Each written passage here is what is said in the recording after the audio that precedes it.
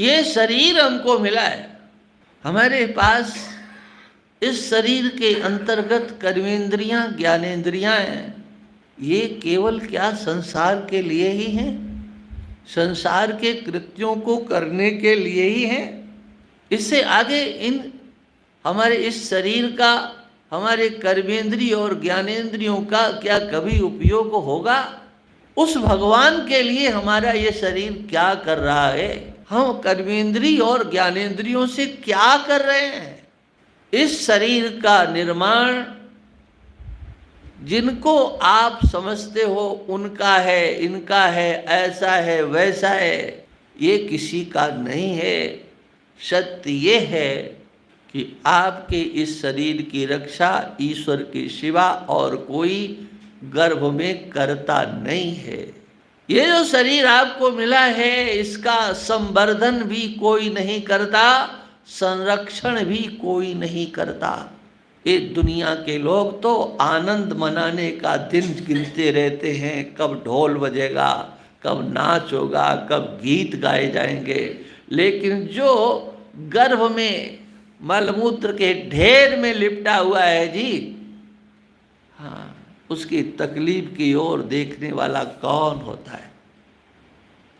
कोई नहीं देखता है। संसार का कोई व्यक्ति नहीं देखता है। और वो देवी भी, माता भी भारी दुख में भी सुख का दर्शन करती है, और ऐसे सुख का दर्शन कि वो होने वाली परम वेदना भी सुख रूप में। ये है संसार की स्थिति। और उस समय पर वह जीव जो हम लोग सब उस अवस्था से गुजर करके आए हैं, ध्यान रखना। तृतीय स्कंद में कपिल भगवान गर्भ के अंतर्गत जो जीव होता है, उस जीव की क्या स्थिति होती है, वहां पर कपिल भगवान के द्वारा वर्णन किया जाता है। पढ़ लेना, जीव की गर्भ के अंदर क्या स्थिति होती है।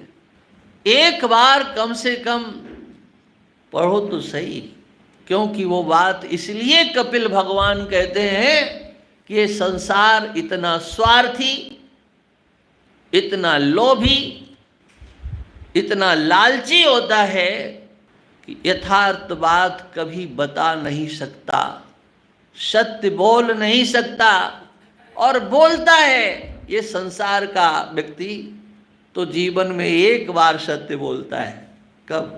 जब इस स्मशान की ओर लेकर के चलता है, ठीक है ना। उसके पहले कोई नहीं बोलता है। जब वो किसी के मतलब का नहीं रहता है, उसको सुना रहे हो क्या, या अपने को सुना रहे हो क्या? अपने को तुम सुना नहीं रहे हो, क्योंकि तुम सुधरने वाले नहीं हो। इसलिए यहाँ पर सुखदेव जी कहते हैं कि जो ये शरीर मिला है, इसमें देखो कितनी सुंदरता है, इसकी बनावट देखो, इसमें कर्मेंद्रियां और ज्ञानेंद्रियां हैं। 10-10 इंद्रियों को भगवान ने दिया। बुद्धि है, बुद्धि तो जानवरों के पास भी होती है, मन भी उनके पास होता है, मच्छर भी मन वाला होता है, उसके पास भी दिमाग होता है, वो भी मरना और जीना समझता है, वो भी अपने भोजन के तलाश में उड़ता है। ये काम तो मच्छर से लेकर के सब जीव जंतु, इसमें तो सब निपुण होते हैं। लेकिन सुखदेव जी कहते हैं, राजन, जो इस शरीर को धारण करके जैसी स्थिति श्री नारद जी की है, वह अगर प्राप्त नहीं करता है तो सिवाय पश्चाताप के उसे क्या मिलता है। कोनु राजन इंद्रियवान मुकुंद चरणाम्बुजं न भजे सर्वतो मृत्यु रूपास ममरोत्तमैहि।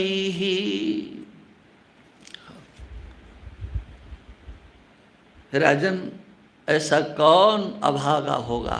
माने वो अभागे ही हैं जो इंद्रियवान होकर के, माने ये मानवाकृति वाला शरीर मिला, और जो भगवान के चरणार बिंदुओं की सेवा नहीं करता, उसका उनका चिंतन नहीं करता है, उनका भजन नहीं करता है, और उसके कारण इस जीव के पास रहता क्या है, जरा ये तो विचार करो। हमारे भगवान कृष्ण तो वह हैं उपास्य अमरोत्तमई ही, जो अमरों में भी अमर हैं, ब्रह्मा शिव इत्यादि, जिनके चरणार बिंदुओं का चिंतन करते हैं।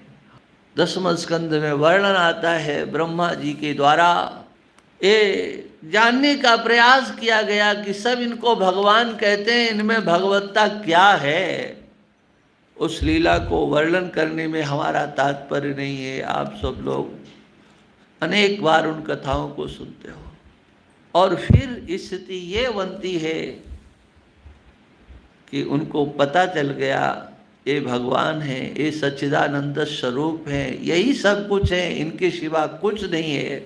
इसी वृंदावन में, इसी क्षेत्र में ब्रह्मा जी हंस से कूद करके आते हैं और बार बार भगवान के सम्मुख साष्टांग प्रणाम करते हैं। एक यहाँ गांव है, जब दिल्ली के लिए आप लोग जाते हैं तो उस गांव का नाम है चौमुहा, है ना। एक बार हमको वहाँ गांव के लोग लेकर के गए, कुछ परिचित थे, तो मैंने उनसे पूछा, हमने कहा कि चौमुहा क्यों कहते हैं इसको?